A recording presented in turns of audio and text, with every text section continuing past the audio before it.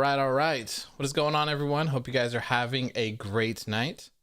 It is the SmackDown post-show review and results from yours truly, authors of wrestling. It was actually a pretty good SmackDown. I agree with you, La. I agree. Will this one be shorter? Yes, it will be shorter. I have a lot of things to do today. So I'm thinking we'll probably stick around for about 30 to 45 minutes tonight, doing straight to the point. Once again, I just want to say rest in peace to the great Pat Patterson.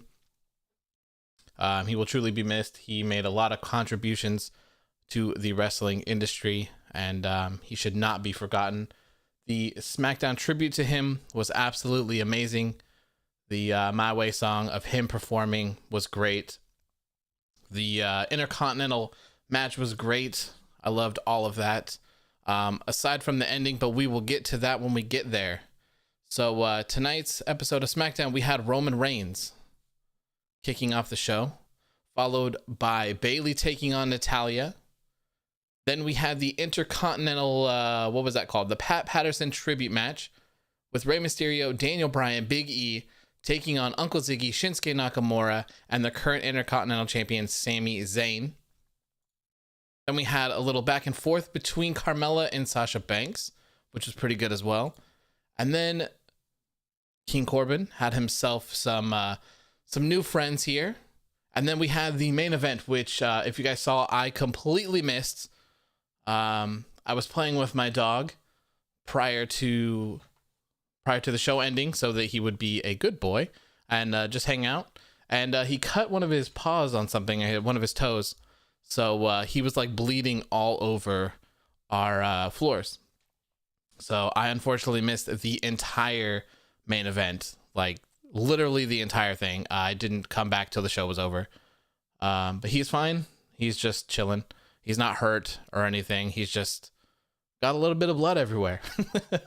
So he is all good. Everything is good. So let's go ahead and get on with this, and let's talk about the show. And I'm definitely interested in seeing what you guys say about the ending of the show, because I didn't see it, like I said. So it seems like it was a disqualification, a really bad disqualification as well that didn't make sense. So that will be exciting to talk about, because I love talking about stuff like that. All right, so here we go. This was a good episode of SmackDown. It's crazy. Hell has frozen over. SmackDown was actually pretty good for the entire show tonight. I'm not mad at any of it, to be honest.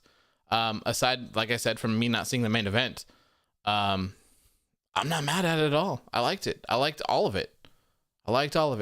The opening segment with Roman Reigns was fantastic. He's literally the highlight of WWE right now, especially SmackDown. His character is incredible. Everything that they're doing with him is so good. Yes, Roman punishing Jay is amazing. Everything about that is all amazing, and I can't wait until they further it some more and get Jimmy in there as well, because I would love to see all three of them dominating as a heel faction. I would love to see the Usos with the SmackDown tag team championships. That would be fantastic. Just a whole heel stable running the show. Absolutely amazing.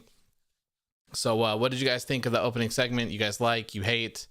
Roman beat the hell out of Jey Uso. He did? At the end? Roman is proof that when WWE tries, they really can be great. I agree. WWE has a lot of potential, man. So such an amazing potential. Their roster is incredible at the moment. Absolutely incredible. I would argue it's probably the best roster they've ever had in their entirety of the company. And that's why I always feel like it's such a shame that the storylines and the finishes are so bad, because the talent is there in terms of the wrestlers. Obviously not in terms of Vince McMahon or the people writing, but man, yeah, it's incredible. He beat the living hell out of Otis with steel steps.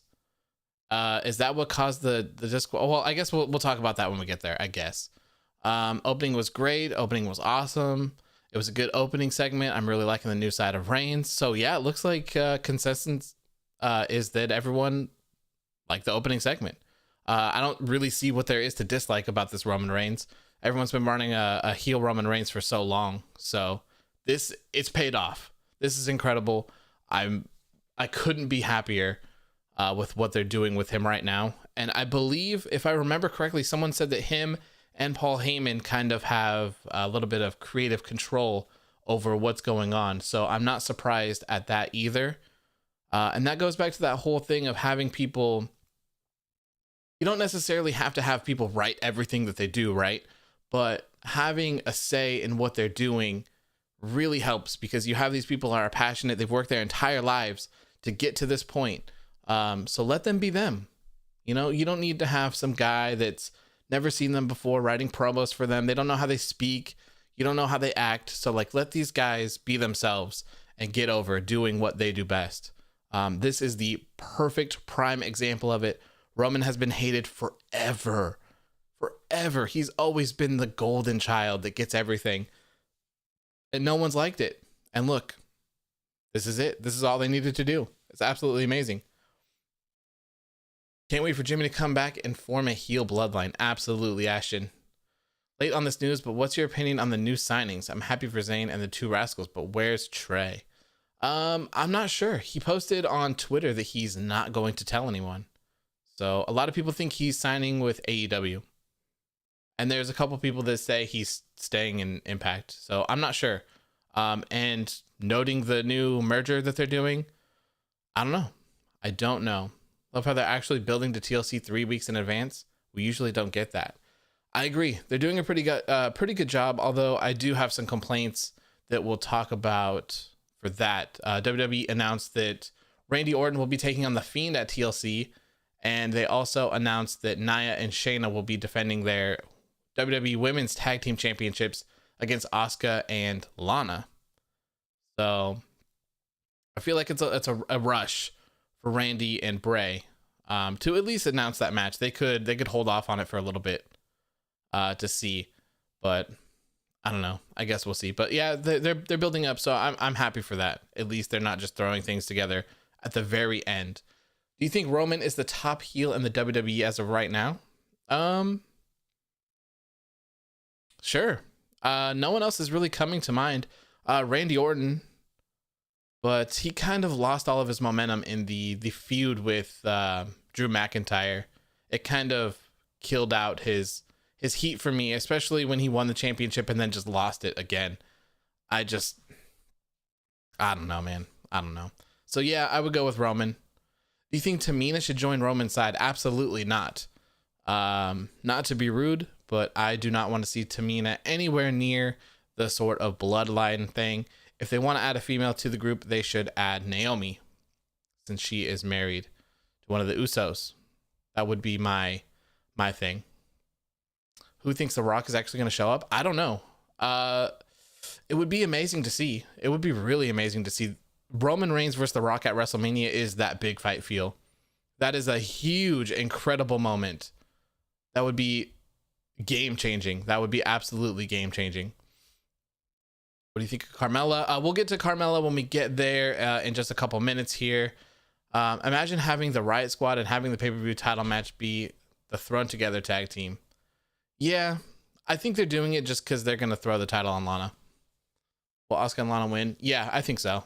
I absolutely think that they're pairing Lana and Asuka together to have the titles. Absolutely.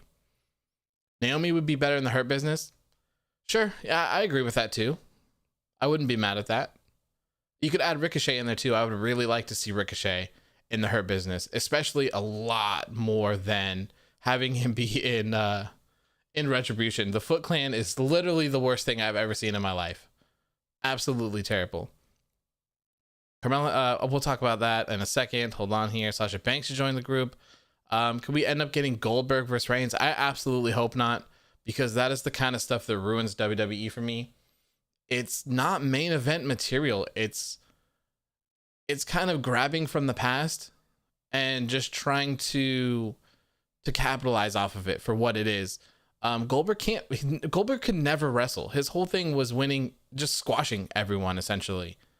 And for me, when you have main event matches, to me, if you want to compare WWE, we'll just talk WWE. A main event match is Roman Reigns versus Drew McIntyre at Survivor Series. That match was incredible. Absolutely incredible. That's what I want when I see a world championship match. I don't want to see someone lose their championship in 2 minutes. I don't want to see someone hit 18 finishers in a row and then get a finisher twice and then win. Like, I don't want to see that. I want to see a 20, 30 minute plus battle between two top stars, absolutely going back and forth, whooping their asses. And that is main event material to me. So no, yeah, Goldberg doesn't belong in the ring anymore. I completely agree, Ashton. Completely agree. I do not want to see him return at all. Yeah, actually at all, for any reason, to be honest. I don't think he would be good in a manager position. I don't think he would be good in like a GM role.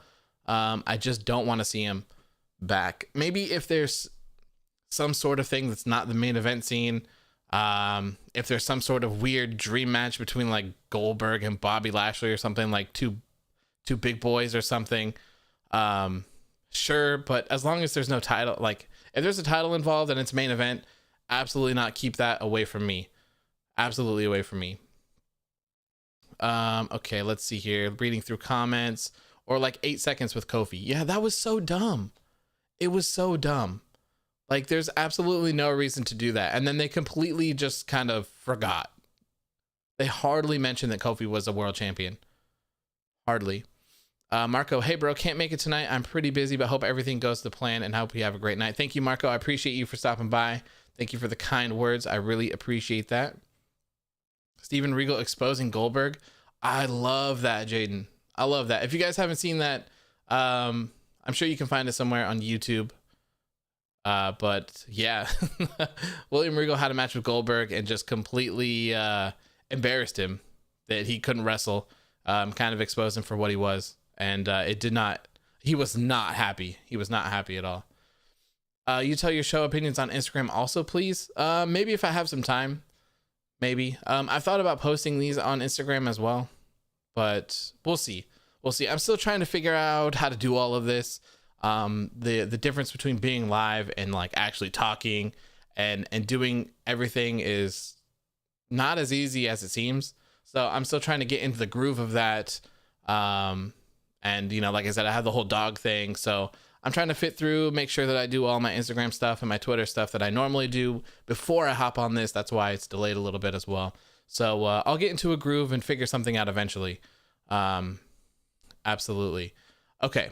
So this is all, he'd be good on commentary, Goldberg. Yeah, maybe. Samoa Joe is fantastic on commentary. That's He's honestly like my favorite commentator that they have, to be honest. Which is funny. I like Corey Graves as well. A lot of people don't, but I do. I think he's pretty good. Okay, so none of this other stuff. Let's keep it SmackDown if we can. Was Raw better or SmackDown this week? SmackDown. SmackDown was really good. This episode of SmackDown was really good. Like I said, I don't have any real big complaints about SmackDown at all tonight. It's just a couple little minor things that I could have done without. They're not the end of the world. So it was a pretty good show, which is crazy because I was fully expecting to get on here and just be like, the show was trash like I normally do, but it was good. And I've been saying that since the beginning of time because everyone always complains that like they think I have some weird obsession with like hating WWE or whatever, but you get props when you put on a good show and you don't when you don't put on a good show. So this is props for SmackDown for putting on a good show. I enjoyed it. I feel like SmackDown had a better show than Raw. I agree. Not so Blue Raw. Yep, not Blue Raw tonight. Nope, this was SmackDown. Corey's good, but he tends to overreact sometimes. Yeah, and I feel like that's good in some ways. Like if you're a fan of the Attitude Era or back in the day, one of the things that from back then changes is the commentary. The commentary is just so good because they put you in the moment and it feels like it's not so scripted.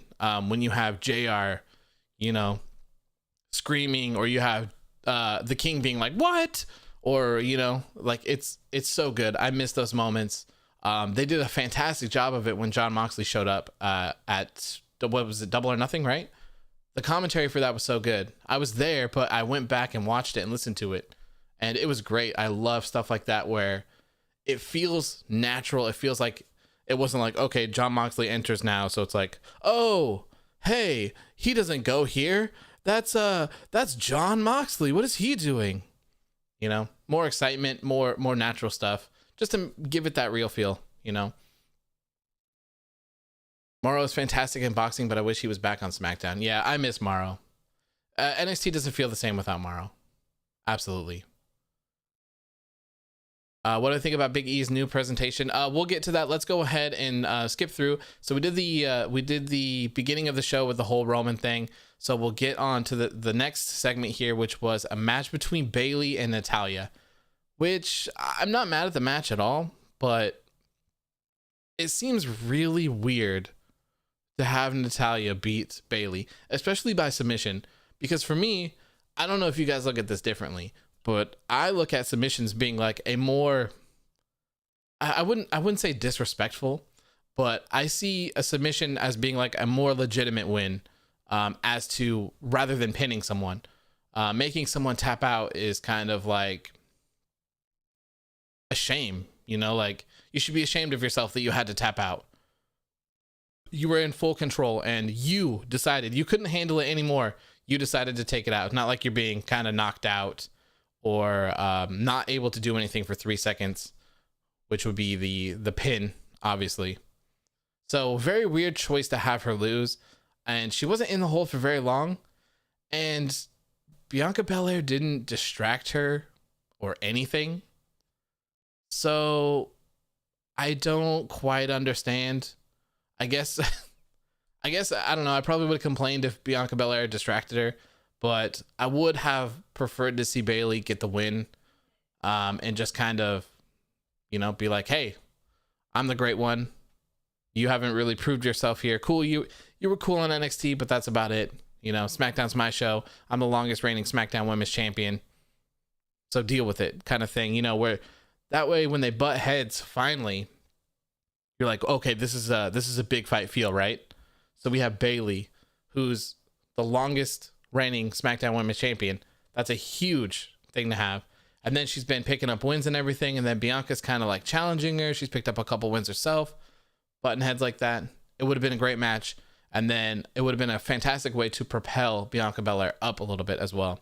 So I don't know. We'll see what they do next week. Maybe they'll have Natalya picking up some wins now since she's the BOAT. The best of all time. Natalya should not be defeating Bayley. She's very talented, but there should be a pecking order. I agree, Miguel. I absolutely agree. And you know, you're gonna have those people naturally that take the pins. And for me right now, that's Natalya. Not to say that things couldn't change, because it all really just depends on how you're being booked. Obviously, you know, if you're being booked weak, then obviously you look weak and you're probably going to be the one taking the pins and looking up at the lights most of the time. So maybe this is a turning point for Natalya with the whole boat thing. I don't know. Like I said, I would have liked to see Bayley win, but it's really not the end of the world. They're cooking up for Bayley and Bianca Belair, so I couldn't be any happier for that. That sounds like it'll be an amazing time. Definitely be a good one that you want to catch. And hopefully they don't rush it too. This is the thing that I like about this the most, because I always complain about them doing, they usually have one thing that they do, right? And that's have Bayley versus Bianca Belair. Bayley gets the win the first one. Then it's like, you know what? That's not fair. So the next week they run it back. Bayley versus Bianca Belair. Bianca Belair gets the win. And then it's like, hey, oh, that wasn't fair. You know, now we're 50-50, so we have to run it back one more time.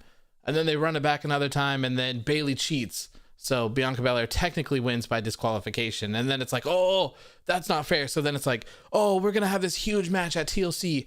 Bianca Belair versus Bayley, the biggest match ever. And it's like, no, I just watched that for 3 weeks. I just watched this on TV. Like, I don't care anymore. I've already seen it. So this is great to me. I love it. They're not wrestling each other. They're just kind of poking at each other. The feud is there. The building of the feud is there, but you're not seeing that match over and over and over again, which is one of the things that I can't stand in current WWE writing. So good to them on this one. They better book Bianca right. If they don't, she's going to make sure they regret it. I agree, man. Bianca Belair is a star. She's going to be a huge star. Absolutely. Just everything about her. She's great. She's great in the ring. She's great on the mic. She dresses crazy like a star. You get that from Sasha Banks as well. She dresses wild. Definitely gives off that star vibe. Hey, Clayton, how you doing, my friend? Thank you for stopping by. Appreciate it. To put it into perspective, Natalya got drafted on Raw Talk while Bayley was champion. But yeah, I agree. It's not the end of the world. Yeah, and the draft stuff is a whole different story too. The draft is always so bad. It drives me insane. So, I don't know. I guess, again, I'm not mad at it. It was good overall. What it's leading to is going to be more important. So maybe they'll have Bianca and Bayley at TLC. I don't know. Maybe that's not too soon. I don't think that's too soon. I think that going down at TLC would be fine. As long as they don't just run it into the ground, like I was saying, like have it once and then be done. Let Bianca Belair get her win, and then bam, right off into the sunset. She gets the win. She gets propelled up a little bit more. Move on to someone else. Preferably not Sasha Banks, because I would like to see her have a longer reign. So I don't know. Maybe they'll figure something out for her down the line, but that's what I would do. I hate that the main event of Raw is going to be a run back of last week, except with AJ Styles. Yeah, I was going to post about it earlier, but I was a little bit busy. I love that they're announcing stuff for Raw, but at the same time, announcing things prior to the show is good because you should get people excited, but announcing things for the show that aren't exciting is just going to make less people tune in. I'm sure no one cares about that. The good thing about it, I guess, is that you could go with the Miz teasing that he's gonna cash in and that AJ's gonna help him. They haven't done anything with it, so they might as well do that. What's going on with Lars Sullivan? I have no idea. After we saw that promo of him like shirtless, screaming, talking about feeding children dirt or something, we haven't seen him. So I don't know, and I have no complaints with that. I have no interest in Lars Sullivan or anything that he does. I don't care. So I'm glad that he's off my TV. What happened to Aleister Black? That's a good question. I don't know. It seems like they have nothing for him. If you're not aware, he is married to Zelina Vega, and she just got released. And when she got released, someone had reported that he wanted to go. He was unhappy, and he wants to go back to NXT, and they won't let him. So I'm assuming they're butting heads right now with that. So I'm not sure what to expect. Maybe he'll show up in NXT. Maybe he'll be back. I don't even remember what show he's on, to be honest with you. I miss face Bayley. You know, I don't know. I have my ups and downs with the current heel Bayley. I loved it when she killed the buddies. That was pretty cool. That was an epic moment. But there were other times where I was just kind of like, meh. I like her in her current state. She's funny. She's annoying. I like that. I like the whole ding dong thing. It's pretty funny. Lars went back to, oh God, Ashton. Yeah, I don't know, man. What are they doing with Chad Gable? That's a good question, All Pro. I have no idea. He was supposed to be Otis's coach, right? I didn't see him in this episode unless he was at the end. So I don't know. I guess we'll just have to wait and see about that. Hopefully they haven't forgotten him because he's extremely talented and I want to see him do very well. I really do. I think SmackDown should get some more blockbuster names. Raw has everyone. Do they though? I mean, even though names don't really hold up in anything because SmackDown's better. SmackDown's always been better than Raw too. They do a very good job of an update on Dog. Okay. Hold on. Okay. So we got to run through this. I got to help out the dog here. I guess he's turning a little bit. So we're going to run through this and then I'm going to go check on him. So anyways, Big E has new music. What are you guys thinking about that? No longer does he rep the New Day theme song. He has his own music and it's not his old music. It's a new one. And he brought back the chalk intro too. So, I mean, it's cool that he's still wearing the New Day gear. Still kind of repping for New Day. But, man, it hurts. It really hurts to see them get torn apart. They're so good.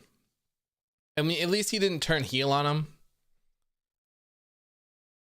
That would have been terrible. I would have really been mad if he would have turned heel on him. It's all right. At least it's not generic rock music 6 like they gave Keith. Yeah, man, I hate the generic rock music. It's so bad. Vince never really cared for SmackDown. Raw will always be his favorite seed. But that's the thing. Raw sucks. Raw has been pretty bad. It'll have its good hours here or there, like the first one or the middle one. It's usually never the last one. So, I don't know. You would think you would treat your baby a little bit better. Because this is not it. This is not good at all.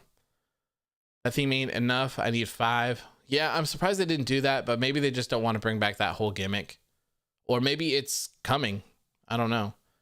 I really just don't want to see him depart from his New Day gimmick. I want Big E to be Big E. That's why we love him, because he's Big E.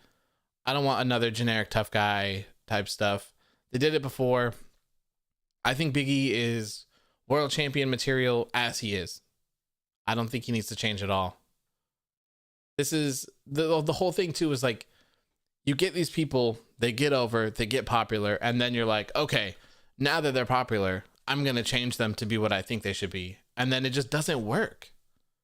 It doesn't work. Big E's character is so natural. Like, even if you look at his cameos, they're so weird. He's just a weird guy. So it makes sense. Just let him be him. This is why we like him. So I have Big E currently for my Royal Rumble winner for the men 2021. At least right now. That might change in a little bit as we get closer to the event. But right now I'm thinking it's Big E. That would be a huge win.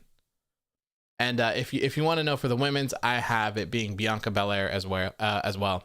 I think that would be a cool one too, especially if you kind of teased some feud between Sasha and Bianca, but maybe Sasha's like, man, you haven't earned it. You can't step in the ring with me, and then she defies the odds, wins the Royal Rumble. Bam. There you go. Sasha and Bianca Belair.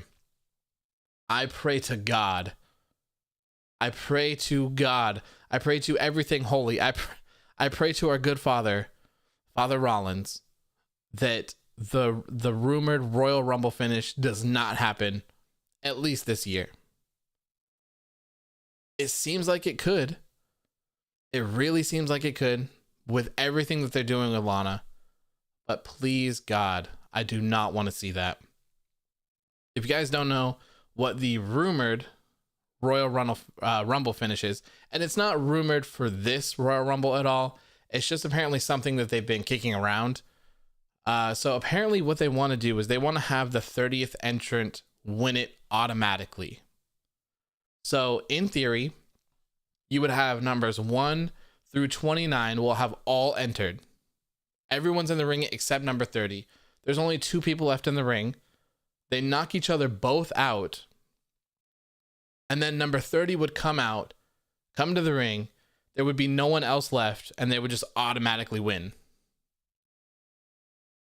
That's what they want to do. It fits everything that they're doing with Lana. So I could really see them doing it. But please, God, do not do it. I do not want to see this right now. It devalues the Royal Rumble to me. The Royal Rumble is my favorite thing. So, I don't know. Why does the rumor seem so realistic? I think it's because it fits in perfectly with the story that they're telling with Lana right now. Is that she won Survivor Series just because she's gonna win the SmackDown, or the women's tag team championships because of Asuka probably, and then she's probably gonna win the Royal Rumble as well. And then who knows, maybe she'll go on and win the SmackDown or Raw Women's Championship too. Maybe that would be an interesting story to tell if Asuka's still the champion. Then you could have Asuka and Lana. But boy, oh boy, are people going to be livid. Absolutely livid if Lana wins the Royal Rumble and if Lana beats Asuka for the Raw Women's Championship. It could be brutal. I would feel terrible for her. I think she's talented. I love Lana. I think she's great. But to me, this just isn't the way to do it. To me, this is just, you're feeding to the people that are already causing the problems. If you watch her documentary, she was like upset and crying just because people are so mean to her on social media. Anything she posts, they're just like, you should be released, you're trash. And it's like, this is you just feeding right into them. Absolutely right into them. So hopefully they don't do that. And I would love to see her in those roles, but not under these circumstances. That idea just screams VKM all over it. Absolutely. Absolutely. Imagine Lana in a championship match at Mania. I mean, I don't have any problems with it. She's been training with Natty a lot. She's been getting a lot better. And to me, that's all that matters. If you're doing your best to do what you can, I have no complaints. She's so dedicated to the craft, and I can't be mad at that. I can't be mad at someone for like who wants to go out every single week and better themselves, and they're doing everything they can to learn. And then, you know, on the other side of the spectrum, you have Big Oof, who's just out there annihilating every single person, busting their heads open, breaking arms, whatever it is, not doing anything to get better. So I can't be mad at that at all. They got to find another way. She's insufferable at the moment with the way they've been using her. I don't think it fits. I don't like it. I don't know. I like Lana, but the way WWE has her set up is just awful. Exactly. And I think that's the thing that people don't see, is that they kind of are just going to feed into the problem. Absolutely. If this is what they're doing, they're feeding into the problem, and I feel really bad for her because she's just going to get the shit end of the stick. She really is. And I don't think she deserves that, because a lot of people in this world can't determine the difference between Lana and CJ, which is a huge problem. You should never be attacking personal people. If you don't like characters, cool. That's cool. That's what wrestling's all about, right? Loving your favorites, hating the worst, hating the heels, the bad guys. It's all about that. But hating the actual people, that's where you draw the line. That happened a lot with Roman Reigns too. And I don't like it. I don't like it at all. I don't support it at all. And just don't be that way. Don't be that way, please. I've been impressed recently with Lana. She's really come a long way. Yeah, and they had her work with Natty in the Survivor Series match, and you could tell that they've been working together a lot. So I like to see that. Like I said, I can't complain when someone's going out and trying to do their best. I cannot complain about that. Her pinning Shayna was not the thing to do. But didn't she pin Shayna over, like, Asuka injured her or something and then she came in? I didn't watch that match. I went to the store instead. We had to get some stuff. Asuka and Lana should win the tag title, and that's the extent it should go. Yeah, I think that's gonna happen at TLC. That match is official. They've already announced it. So I can totally imagine Asuka and Lana winning the titles. 100%. People that do stuff like that are complete no lives. Yeah, I agree, Jaden. I agree. Like, I have better things to do than just attack someone I don't actually like all day. Like, I can't imagine opening up my phone and, like, going to see what someone's doing and just being like, I hate you. You're ugly. Like, you're dumb. Why? I could literally do anything in the world that's better than that. Anything. So I don't know. Maybe just people just want attention. They just want people to argue with them or something. I have no idea. Remember the Hana Kimura incident? Same thing will happen to Lana.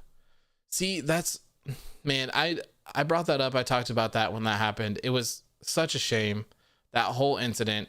It was absolutely insane. It's very sad. The whole thing is very, very sad. And I don't think people realize how harsh their words can be to some people. Some people can take it. It doesn't matter what you say to people. Me, for instance, like, it doesn't offend me at all when someone talks negatively to me on Instagram or Twitter or something, or they call me stupid. It's just like, I don't care. But other people, you know, mine's also not personal. Mine's all about wrestling. So maybe there's a difference there as well. But I don't know. People should stop doing that. And I posted it saying, like, hey, we need to do better. Everyone needs to do better. Everyone needs to take accountability for the things that they do online. And it lasted for like 2 hours, I think. After that, people were already attacking everyone else and doing everything, and it's insane. It's crazy.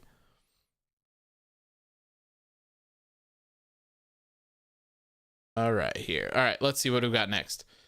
So we went off a little tangent again, but we were talking about the Pat Patterson tribute match with all the Intercontinental Champions, former Intercontinental Champions that they had.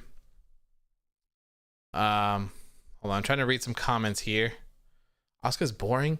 Asuka's one of the most entertaining people, Jared. At least for me.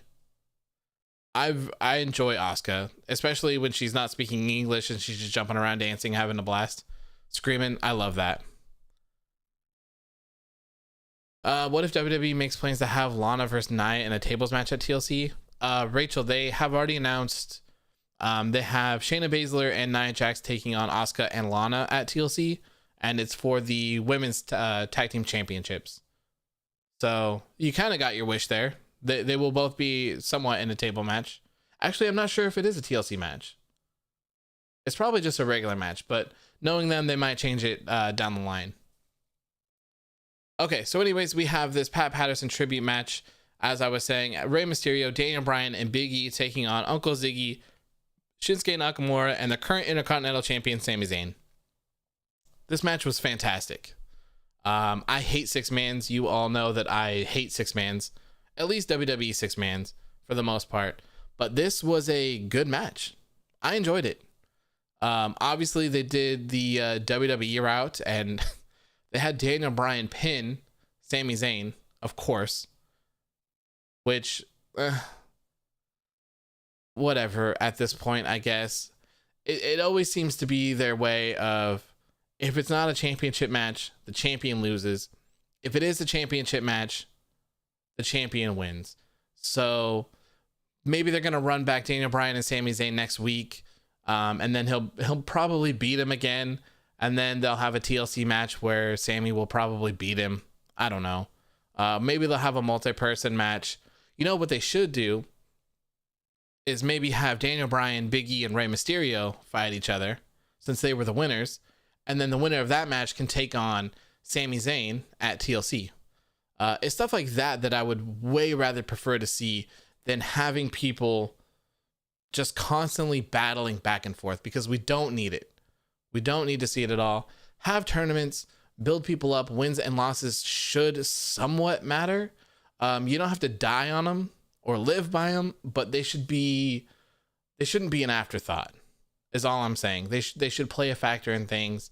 No one should lose 30 matches in a row and then get a championship match. If you have a championship match and you lose, you shouldn't get a rematch because you just challenged for it and you didn't have what it takes. And that's period. If you lose by countout, that's even worse. You're dumb. You're dumb if you lose by countout. If you're not like completely knocked out and you're just unaware and you lose by countout, you're dumb. You're not strong. You're dumb. So I want to see something else. Give us Big E, Daniel Bryan, and Rey Mysterio next week in a Pat Patterson tribute tournament, some sort. I don't care what it is. Just be something different, something better. It'd probably be better if it was just the triple threat, because we don't have that much time to do a full-on tournament. So I wouldn't be mad at that. And then have, I don't know, you could have Big E or Daniel Bryan win, but Daniel Bryan is probably the better choice. Have Daniel Bryan pin Rey Mysterio. Keep Big E out of it. You know, unless they're going to throw the title on Big E, then sure, go for it. I wouldn't be mad at that at all. But AEW, that's too creative for them. I know, right? It's like it's like they skip over the easy booking things and they just go to these like crazy things where it's like, we need a challenger for the IC title, so we'll just have Bryan and Sami Zayn pin each other back and forth for 6 weeks. And then it's like that meme, you know, where they have like a meeting and someone's like, hey, we need a challenger for the IC title. And then it's like Daniel Bryan, Big E. And then the last person's like, hey, we should hold a tournament maybe. And then the CEO's throwing him out the window or whatever. That's what it feels like. That's what it feels like. Like, man, just make wins and losses somewhat matter. Just give us some cohesive thing about kind of a sports feel thing for it. Hey, Big E's won his last 6 matches, so, you know, we're just going to give him this opportunity. Or, hey, Big E spoke to everyone's favorite authority, not so authority figure, Adam Pearce, and convinced him to give him a title shot. Stuff like that. It's the equivalent of answering a math problem without showing your process. Yeah, it's just, it's so lazy. And it doesn't even need to be, because that's the thing. Like, holding a tournament or doing it by wins and losses isn't like it's some crazy creative process that took someone 30 years to figure it out. It's just like, hold the tournament or wins and losses. Like, they're pretty basic, and you could even say that those are lazy. But it would just be refreshing to actually make things matter, because in WWE, it doesn't really feel like things matter to me. Everything's just kind of a crapshoot. It's just kind of like, hey, oh, wait a minute. It's noon. It's Friday, isn't it? Don't we have a TV show that we have to air in a couple hours? Oh my God, we do. No one wrote a script for SmackDown? Oh my God. I guess we better have Baron Corbin take on Matt Riddle for the 13th time. We need another match. Apollo Crews versus the Hurt Business. Like, what? Come on. Come on, do something different. And just make them make sense. I've been saying it for a while. You can even have exhibition matches just to just kind of pad someone's win-loss, right? So it could be just some random match, like let's say Big E versus Kalisto. Match on paper makes absolutely no sense, right? Why are these guys fighting each other? Well, they don't need a reason. Big E needs some wins. Kalisto needs some wins. So as GM, I put these guys in a match to see what they're capable of doing. That's how you do wins and losses. Throw out some random exhibition matches that are literally not story driven. I mean, I guess you could argue that the story would be in a wins and loss type deal. So pad people's wins and loss records just like that. Hey, Big E has won his last 4 exhibition matches. Let's give him something important to do. Let's give him Sami Zayn for the Intercontinental Championship. He deserves it. So go that route instead. Exactly. AEW does random matches like that and it works out great. Yeah, it's like I said, the wins and losses, you don't have to die by them. You don't have to live by them. You just have to kind of make them play into what you're doing. You can't always just make matches just because. It just doesn't make sense. Unless they're exhibition matches where you would be doing for wins and losses. But if wins and losses don't matter, then why are you doing them? And WWE's wins and losses exhibition matches are just squash matches. We watched the Viking Raiders beat up local talent for 16 weeks to pad them up to make them feel like some threat. And then we watched them eat turkey legs for 8 weeks and just killed them. So I don't understand. I don't understand how they do that kind of stuff. It doesn't. I'm surprised Zayn and Kevin haven't crossed paths yet on SmackDown. That would be good. I would love to see that. They could even enter in the tag team division. If Sami can drop the title and then Kevin's done with Roman, absolutely. I would love to see them. And then we'll talk about it in just a minute, but we have the Forgotten Sons back as well. So they can enter in the tag team division as well. So we have Sami Zayn, or not Sami Zayn. We have Daniel Bryan beating Sami Zayn with a small package here. Classic Daniel Bryan with the small package. After the match, they did this weird post-match segment where Daniel Bryan gave Sami Zayn a huge atomic drop, which Pat Patterson is known for, apparently. I wasn't aware of that. Ziggy sold the hell out of it and dropped down into a 619. I thought that was pretty funny. That was entertaining to me.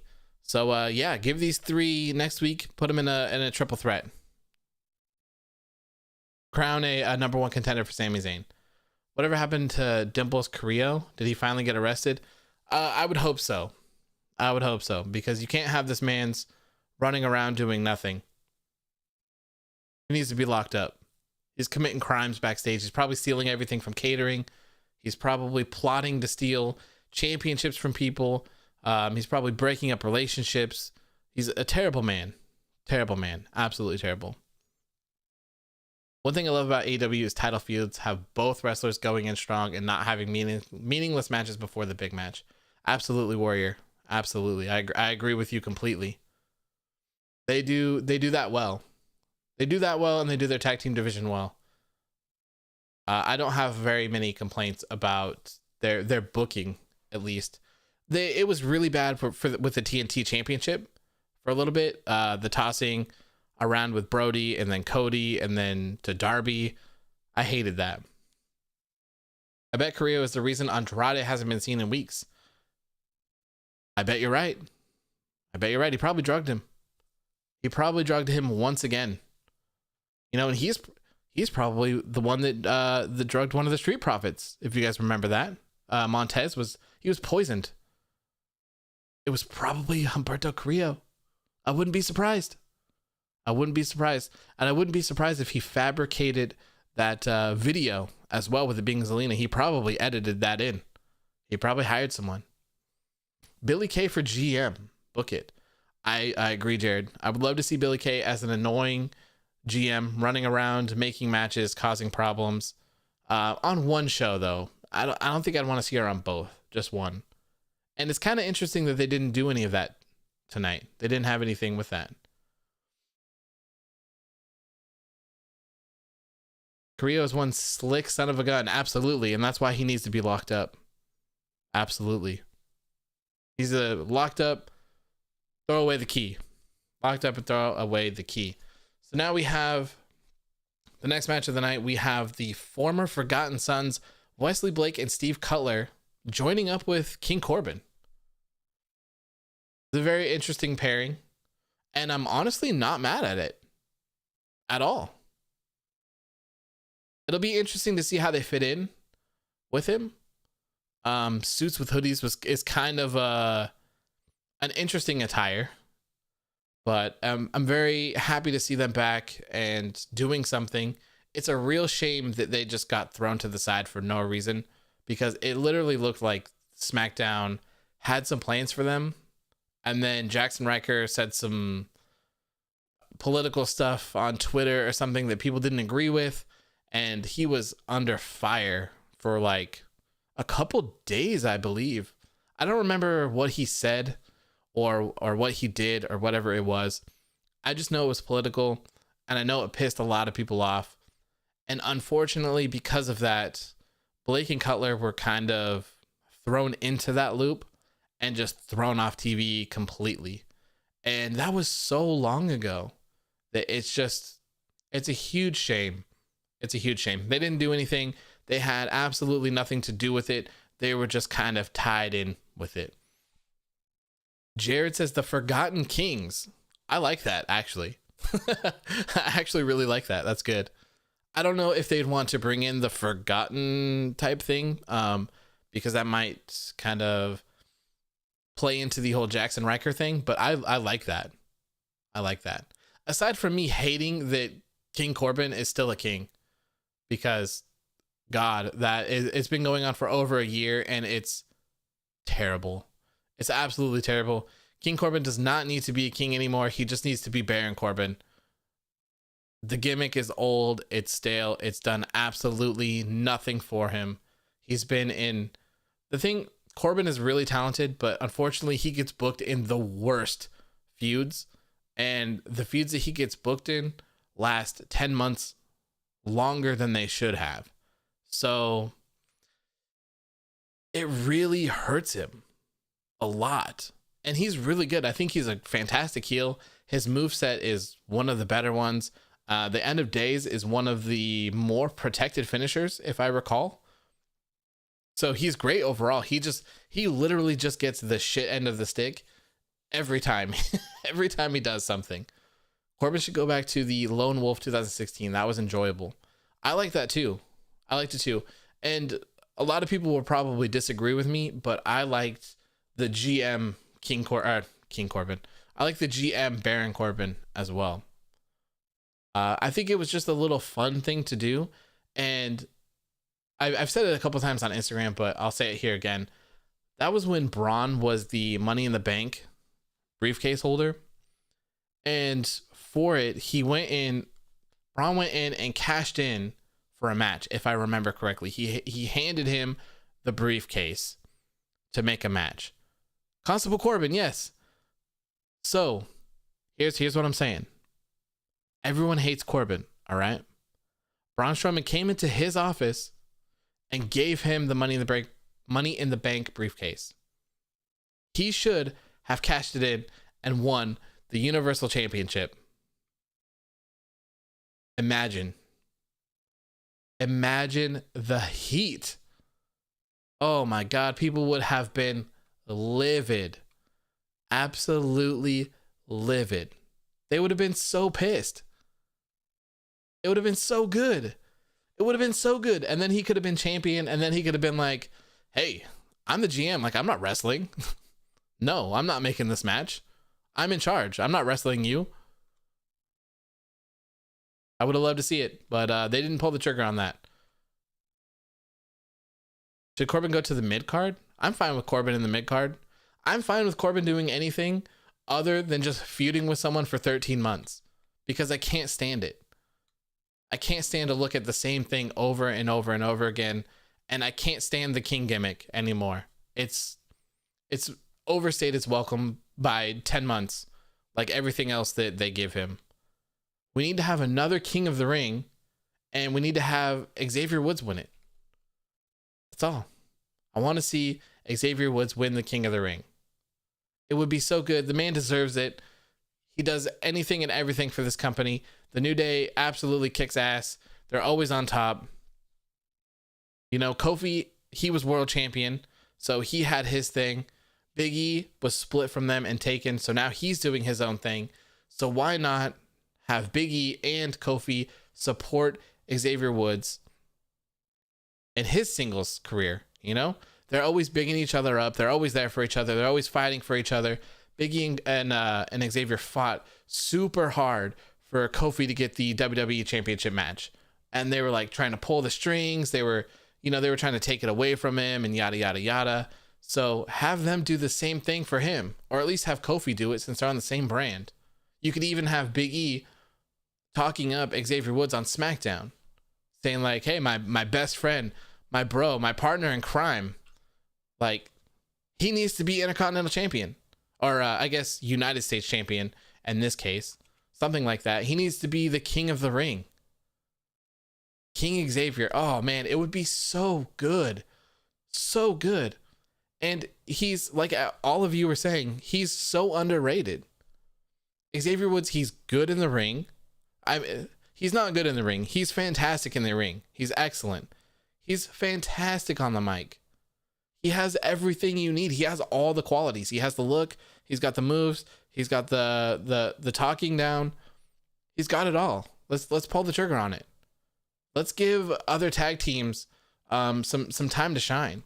Give it to Shelton and Cedric and move on and give it to Xavier. It'll be awesome. Absolutely awesome. I think there could be some amazing storytelling there. I think there could be some excellent cross promotion there with up, up, down, down. He's doing the G4 stuff. He literally has his hand in 1,000 pockets. So why not? Why not have him carry the United States Championship while he's hosting G4? How cool would that be? Xavier is one of the smartest people. I agree. I love Xavier Woods. I love absolutely everything he does. It's very good. Dude has everything he needs to be a champion. I completely agree, Jaden. Absolutely everything he needs. I think Big E should be the next King of the Ring and have a Royal African King gimmick. See, but if you give it to Big E, Xavier wants it. So you're kind of bumping them together, kind of bumping heads. And I don't want to see that happen. I don't think Big E needs to be in the mid card. I think Big E would fit in perfectly in the main event. So give Xavier King of the Ring, give Big E the Royal Rumble. He should absolutely win the Royal Rumble. And that's coming up soon. So I wouldn't be mad at that at all. Or bumping meat. Yes. Yes. Yes. No New Day on New Day violence. I don't agree with that at all. Ever. I love the New Day. I want to see them stay together forever. Absolutely forever.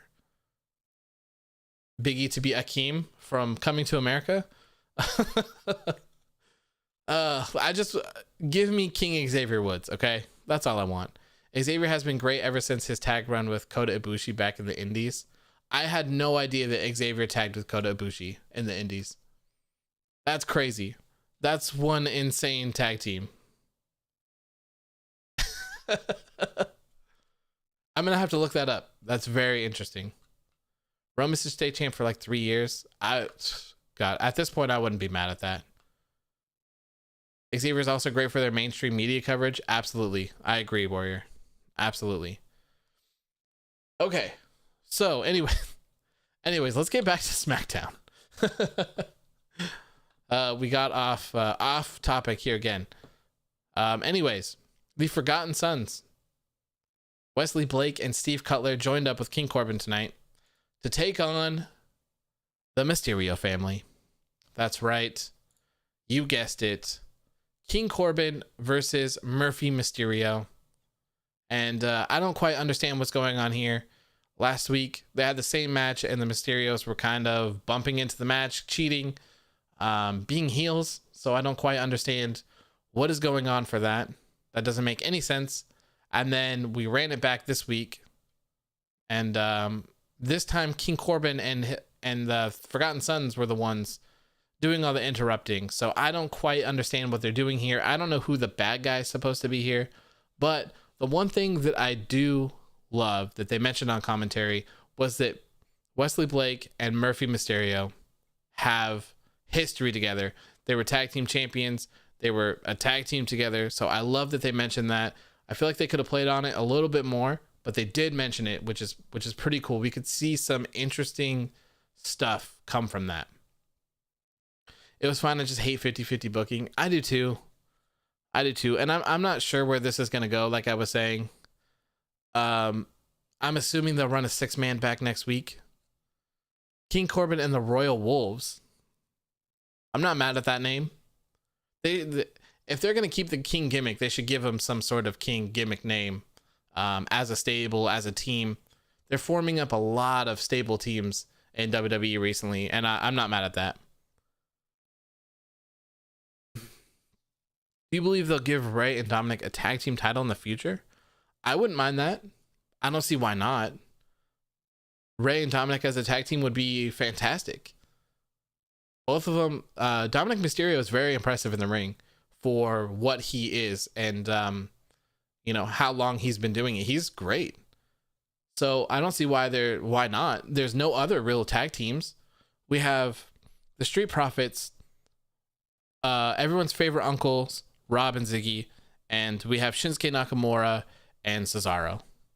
So they're all random throw together teams except for the Street Profits. I guess we have Lucha House Party as well on SmackDown, if I remember correctly. But why not? They'd fit in perfect, I think. I think they'd be great tag team champions, and that would be an excellent thing to have on your resume as Rey Mysterio, to tag with your son and win championships with him. And especially for Dominic, even though he's his son, but to tag with Rey Mysterio and be tag team champion with him, that's big. Very big. I need a Samoan stable now to add Tamina and her and Nia Jax join up. Oh man, I think you're pushing on retribution levels of terrible with Tamina and Nia Jax Samoan stable. Unfortunately, I certainly don't want to see that. I don't know about you guys, but good Lord, the big oofs. Yes, there you go. The big oofs. When are we getting AOW versus Humberto Carrillo in a custody of new house ladder match where Humberto does what Eddie did with Dominic, except with your new house? Psh, psh. Humberto Carrillo wishes he could afford my house. Absolutely not. I would not share the ring with that scrub. No amount of money in this world could make that happen. He doesn't deserve it. He doesn't deserve it at all. SmackDown has so much potential with their teams. I just hope that Shinsuke and Cesaro split up. And I do agree with that, Jared. I agree. Cesaro, you know what? Is that the next segment? That is the next segment. Let's talk about it. Cesaro is the GOAT. All right? Cesaro is one of the greatest of all times. I absolutely love Cesaro. I don't understand why he's in the predicament that he is. He's so good. He's so good. How is he not in your main event scene? How is he not in your mid-card scene? Why was he a random tag team champion with someone else who I would consider to be almost on the same level, if not better, of one of those GOATs? Shinsuke Nakamura? Really? He's a tag team with some random dude? Like, why? Shinsuke Nakamura is huge. The guy is so talented. Cesaro is extremely talented. When the bar split up, that should have been enough to propel Cesaro into at least a mid-card title scene. At least. Right? Like, I don't know. Have him lose this match or something and then have him butt heads. And I don't know, propel one of them up to something else, because these two guys are extremely talented. And I mean, we've at least seen Shinsuke Nakamura, not that it was recent, but he was in the main event scene with AJ Styles. And we need Cesaro up there. We need Cesaro up there. I think he would be a fantastic world champion. At least give him the United States Championship or the Intercontinental Championship. Please. For the love of God. That's all we want to see. We want to see new people as champions. We want to see talented people doing what they do best. Cesaro is one of the best in the ring. One of the theories that I've heard, I don't know if it's a rumor or what, if someone actually said it, but a lot of people apparently in WWE backstage do not like Cesaro. And this is not talent. This is management wise. Apparently they don't like having Cesaro because he's supposed to be a heel and his moves are too cool. That's what I've heard. He's punished because his moves are too cool, which even if that's true, that doesn't make any sense because Baron Corbin has one of the best movesets and he's a heel. Everyone loves the End of Days. And everyone loves the other move as well. I can't remember what it's called off the top of my head right now. Everyone loves those moves. So I don't understand if it's true or not at all. But man, it's a real shame. It's a real shame. And if Cesaro, Deep Six, thank you, Ashton, yes, and Andre, Deep Six, yeah, those moves, everyone loves those moves. So if anything, he would be in the same boat, you would think. Shinsuke goes back to NXT and feuds with Prince Balor. That'd be cool. I'm down for that. I'd be down for Cesaro to go back to NXT as well. I'm not mad at that. Especially if they're going to have another NXT show. If they're going to have two.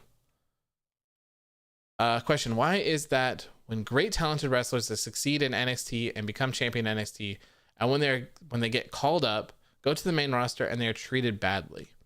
Well, Rated C, I think it all has to do with a kind of a repackaging thing. I think that Vince is probably like, hey, I don't think this is going to work. And this is what I want you to do. And that never works. It never works. And it's kind of the thing that's bothering me with NXT right now, which I guess I'll touch on for a brief minute before we carry on to the main event. Why do I invest my time in NXT only for you to not follow through with it when they so-called get called up to the main roster, right? Why do I need to fall in love with these characters only for you to destroy them in 2 weeks on Raw or SmackDown? Why do I invest in these stories on NXT when you don't follow through and you don't acknowledge them on Raw or SmackDown? It doesn't make any sense. And this ties in perfectly with everything that has happened right now.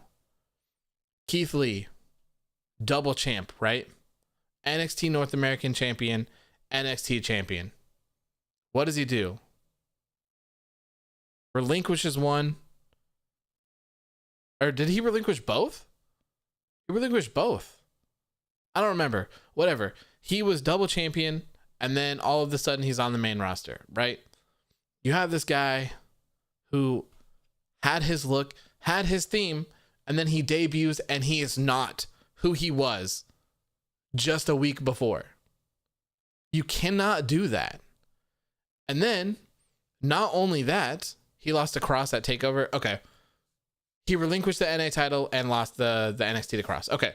So, after that, he debuts on Raw, or wherever the hell he debuted, not wearing the same attire and having different music. Why? If this is the whole thing of them not owning their music from the people that did NXT, why? Why do you not own your own music? Imagine if Stone Cold Steve Austin has one of the most iconic theme songs of all time, just didn't have it one day. He just had generic beer drinker 07, right? And he just comes out and it's like, what? Where's the beer drinking guy, the bald vest wearing guy with the black panties and the glass breaking? Where is that? You have like music and appearances, everything. So getting rid of stuff like that, it doesn't make any sense to me. And then not only that, you had Keith Lee come up, and then you had the Foot Clan come up, right? So you have Dominic Dickhead, right? And Mia Yim. Keith Lee won. He was the double champion, and the first thing that he did, he said, "Hey, bro, you're my best friend. I'm going to give you a shot at both of these championships." How are you mad about that? Why are you mad? Your best friend literally just gave you a shot at both of the NXT singles championships, and you're mad at him, and now you're wearing like some scary Bane mask and you're beating him up. What?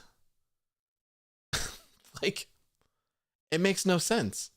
And then before, you had Johnny Gargano and Candice LeRae fighting with Keith Lee and his girlfriend Mia Yim, and now she's wearing a half mask, like some Hannibal mask, and she's beating him up, and he doesn't even know.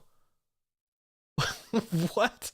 Like, oh man, that stuff just, it drives me nuts. And it's one of the things that, like, sometimes when I'm watching NXT, I'm just like, should I be watching this? Should I be investing in these stories? Should I be investing in these characters? Because when that time comes, and it's going to come, this is what's going to happen. So it's tough, man. It's very tough with the whole NXT thing. The Foot Clan is just, can't even explain. Yeah, it's so bad. They really turned Dominic Dijakovic into a taller guy who belongs on the Ascension. Yeah, pretty much. Like, I don't get it. I don't get it at all. Also, do you really blame Tommaso, Johnny, and Undisputed Era for not wanting to get called up? No, I don't. I would be kissing Triple H's feet right now. I would be literally sucking on that man's toes to be staying at NXT. There was no way that I would want to go to Raw or SmackDown. There's no way.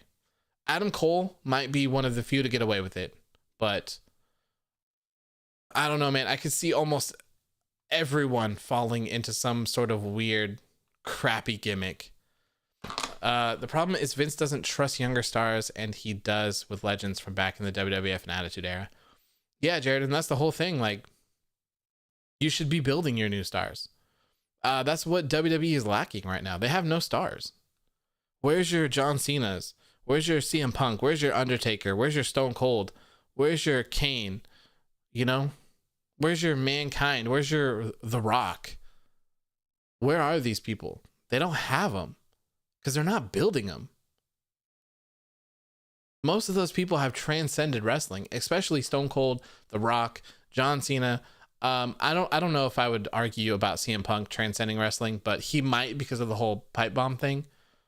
But you have those people, right, that have transcended wrestling. And I guess maybe the fear is that they'll do exactly what the others have done. They'll leave. But you know, I feel like that's just natural progression. When someone's done all that they can in a company, and they're very successful, that you just move on to bigger and better things. That's just kind of the life of it. But if you do that, you at least have them and you can call them back ever so often. Punk tried with UFC, but it didn't work out. Yeah. Yeah, that didn't work out very great for him. That's what Roman is. I would say, I don't know if I would argue that he is. He might be. He may have transcended wrestling. If he hasn't, he's close. He's close. But you don't have very many others that are. Some might want to try and argue that for Drew McIntyre as well. I'm not quite sure if that'd be true for him or not. Not against anything against him. He's obviously kicked ass since the Royal Rumble of last year. He's been absolutely killing it. But transcending wrestling, I'm not quite sure. Can you just walk up to someone on the street and say, "Hey, who's Drew McIntyre?" And they're like, "Hey, oh, that's that Scottish guy that beat up Brock Lesnar, right?" Oh, Brock Lesnar, another one that transcended wrestling. Seth? I don't know. Maybe you might be able to argue Seth, but I don't know. I don't know how many people are like, know about Seth Rollins and aren't into wrestling. I don't know. But you had those people before. You could walk up to anyone on the road and mention The Undertaker. Every single person knows who he is. Every single person knows who Stone Cold is. Every single person in the world knows who The Rock is. And I think they're really lacking it. And I think they're just scared. I think they're scared to do it. I don't think they want to build people up like that. There were rumors that people from Hollywood wanted Charlotte Flair, and she might leave. And I think that might have also been true for Becky Lynch as well. And I don't think that they want that. Becky and Charlotte not being in their women's division right now is a huge upset. We're definitely missing them, even though they did all that crap with Charlotte. Bro, Garza is literally championship material. Yeah, Garza's great. Garza is fantastic. And it's a shame that they're doing those just weird roast segments with him. It's not really doing anything for him. Exactly. That's why they need to build up their younger stars. Absolutely, Jaden, I agree. That's why if they're going to have these legends here, if you're going to bring in your Goldbergs, your Brock Lesnar's, anyone else that they want to bring in, they should be helping people get put over, and they should be helping people into that superstardom. They shouldn't be beating them in 2 minutes. Better yet, less than 20 seconds. And if we're talking about Kofi, but can Reigns stand the test of time? I don't know, Josh. I don't know if he could, because him being the golden child for Vince didn't really work out very well. Everyone hated him. So maybe now, if this role, or if they find something better for him when he's not a heel anymore. I love Garza. He reminds me of Eddie. Yeah, Eddie. Garza's fantastic. I wish they would find something good for him to do. It's a shame that they didn't do better with Los, because Andrade and Garza and Zelina together, that was great. That could have been something special. Vince is too focused on the past and not investing into future stars. Guys like Joe, Shinsuke, and Balor should have been world champion before Goldberg. He's a 2-time Universal Champion. How sad is that? Goldberg is literally a 2-time Universal Champion. He beat Kevin Owens, and then he beat The Fiend, the hottest character in all of WWE, with a suplex. Oh man. If that doesn't scream WWE in a nutshell, I don't know what does. Do you see Ricochet leaving WWE? He had a match with Brock Lesnar, and it was mess up. He lost to some guy named Riddick Moss. I don't know. Maybe I could see Ricochet leaving. Ricochet is very talented. He's a very talented guy. I could definitely see him showing up in your AEW type. I think he would excel very well there. But then you have the thing of AEW having too many people. I think in their current stance and with the whole Impact thing, they need to kind of just chill. Is Samoa Joe still injured? I believe so. I don't remember. I don't recall. Don't remind me about The Fiend. I'm sorry, Ashton. Everyone's going to have nightmares tonight. Everyone's going to be sweating over the Saudi event. The worst thing ever. All right, so let's get on to the main event here tonight. I have no idea what happened, so you guys are going to have to tell me. All I know is that Roman Reigns beat the hell out of Otis with some stairs, apparently, and that wasn't a disqualification. But apparently him choking out Kevin Owens was a disqualification. So I don't know. If anyone here wants to explain that, please feel free to do so, because I have no idea. And this is a complete WWE thing to do. How's your dog? Is he fine? I believe he is doing okay right now. He's apparently just licking his toes. But I'm going to wrap this up in a couple minutes here and go check on him and make sure he's all good. And yeah. But yeah, he's fine. He's not like crying or limping or anything. He cut one of his little toes on his paw when he was running. And he was like bleeding all over. Like he got blood all over the hardwood floors and in the carpets in the bedrooms. And like I didn't notice because they usually have the lights off. And I was just looking down at the ground. And I saw a little pool of blood, and I'm like, wait, what? So I turned on all the lights, and I just saw it just drag through the entire house. So yeah, I actually missed like So I think this match was like 20 minutes. I missed the whole thing. And I just made it in time to wrap him up and make sure that he was okay before starting this. So, but I think he's fine. So I'll be checking on him in just a couple minutes. Yes, because he wasn't the legal man. Ah, okay. Okay, that makes more sense. But how is hitting people with steps not a disqualification? I don't understand. From my understanding, he was like picking them up and hitting them, right? Not just throwing them in there. Jay started out by himself. Roman came out late because he's Roman. He beat Otis's ass, then DQ'd themselves by hitting Owens with the choke submission. Oh, he showed up late too. He did his whole arrive late. God. I remember that for the that Universal Championship match. What a nightmare. Yeah, and then after the bell, Reigns and Uso beat down Owens, but Reigns got mad at Uso for jumping in and he beat him up with a chair. Ooh, I like that. I like that. I'm not mad at that at all. I like what they're doing with Roman, and I like the dynamic with him and Jay. I wish that they would kind of just have Jay fall in line completely, so that they could kind of move on and do other things, but I'm not mad at what they're doing. I'm certainly enjoying it, and it's 100% the highlight of the show. Roman Reigns is easily the best thing about SmackDown, because WWE, yeah, the WWE logic is definitely an answer. Question: who do you see or predict getting the title out of Roman Reigns? Only The Rock at WrestleMania 37? I don't know, to be honest with you. At the moment, if they could propel Big E up there, I don't see why that would be a problem. That would be a pretty cool thing to have. I mean, obviously not anytime soon. It would be way, way down the line. But Big E would be a pretty good contender for that if they could put him in that situation. I think that'd be great. Daniel Bryan is probably a good option as well. Daniel Bryan is one of my favorite wrestlers. The guy is fantastic at everything he does. So you really can't go wrong with Daniel Bryan at all.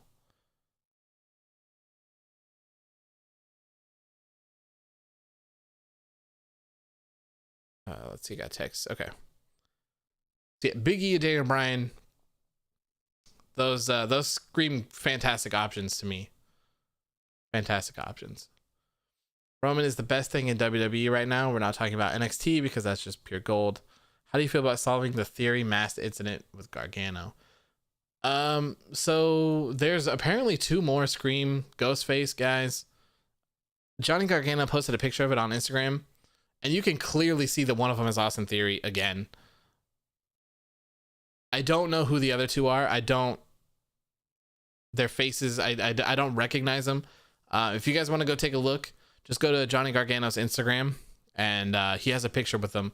And most of their like eyes and the area around their eyes is completely open. So maybe you guys know who the other 2 are. The one on the far right is Austin Theory, 100%. I have no idea who the other 2 are. It might be a case for the great detective AOW, but we'll tell in time. We'll tell. Who do you see winning the Royal Rumble? Rated C. I have Big E and Bianca Belair winning the Royal Rumble right now. I also love that Heyman is kind of scared of Reigns. I agree. I like that dynamic between them.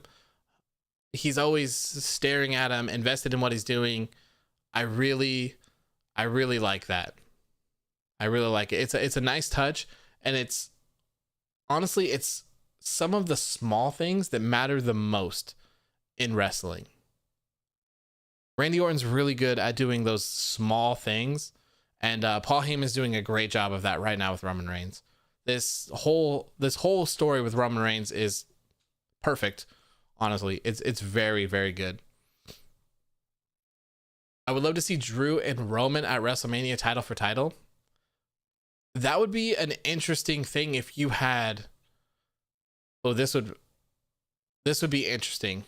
This would be a huge deal if you had someone take the WWE Championship off of Drew McIntyre, and then Drew McIntyre won the Royal Rumble, and then Drew McIntyre picked Roman Reigns That would be a crazy. That would be a crazy WrestleMania main event. Have Drew McIntyre get that win over Roman that he didn't get at Survivor Series. Yikes. That would be crazy. Absolutely crazy. But I don't know. I don't know what their plans are. I think their plan is The Rock and Roman. I don't know if they're going to get there. They probably won't know until they get closer.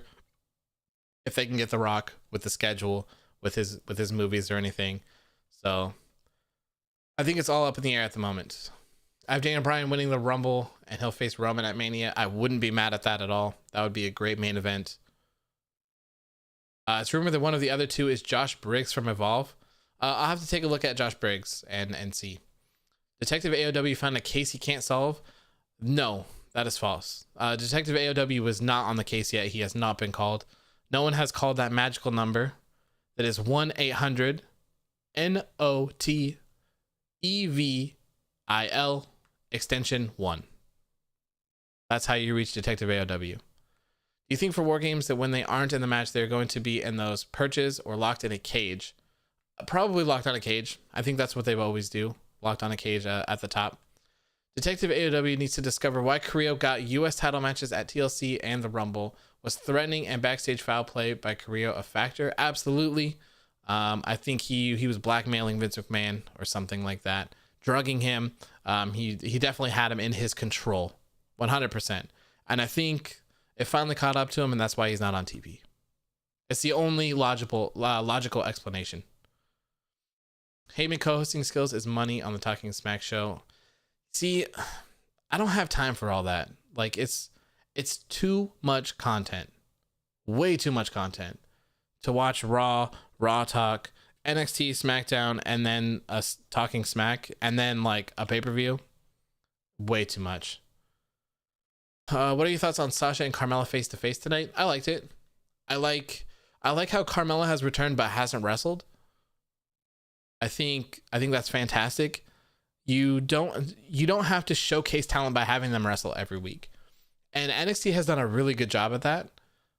In the past, they've done a very good job at showing their current roster, having them involved in things, but not always having them in matches to kind of devalue them. Like, I don't want to see Tommaso Ciampa in the ring every single week.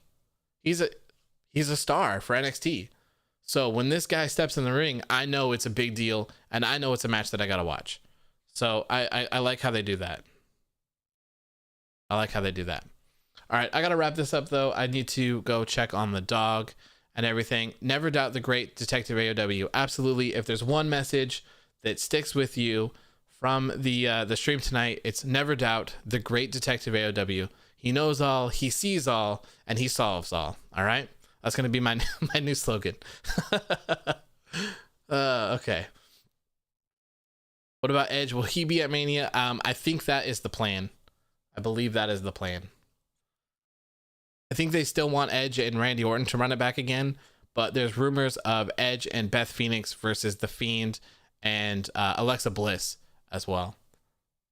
So, did you hear that AEW on Impact is a one-off? But we'll still set up Good Brothers match on AEW. I read that earlier today on multiple places. Interesting. I did not know that, but I did see that they posted a picture of Kenny Omega being on Impact. Having the Good Brothers on a AEW TV, especially with the Bucks, man, that is some good high quality content right there. And I don't know if you guys have heard, but the original plans for the first ever Dynamite have surfaced. The Bucks talked about it, so we'll have to talk about that sometime. We'll have to have some like themed streams where we'll have just a couple topics, and maybe we could all talk about it and stuff like that. Just some cool topics, maybe like some questions or stuff like that. Something in the future for just some extra things. But yeah, I'm gonna go check on my dog now. It's been an hour and a half, which is absolutely crazy. Thank you for everyone who tuned in tonight. I really appreciate it. Hope you guys have a great weekend. I will be covering NXT War Games this weekend on Sunday. I'm not sure if there will be a live stream afterwards or not, but I will be covering the show. I will not be watching Tribute for the Troops because we will not be here, but I will be back in time for War Games. So if there isn't one for War Games, there will 100% be one after Raw on Monday. And I'm definitely looking forward to that. Maybe we'll have a juicier episode that night.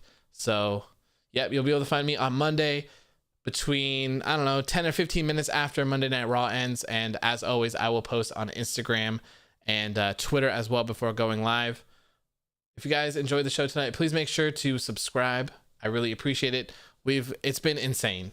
It's been absolutely insane. Let me check really quick before we go. 477 subscribers within our first two episodes. Absolutely insane. 1200 plus views and counting on the first episode with Winter is Coming. I can't thank you guys enough. I really appreciate it. Make sure to like the video, subscribe. It helps me out. It helps you out. And I will be doing more content in the future. So thank you guys. I appreciate it. And I will see you all on Monday. Peace out, everybody. Goodbye.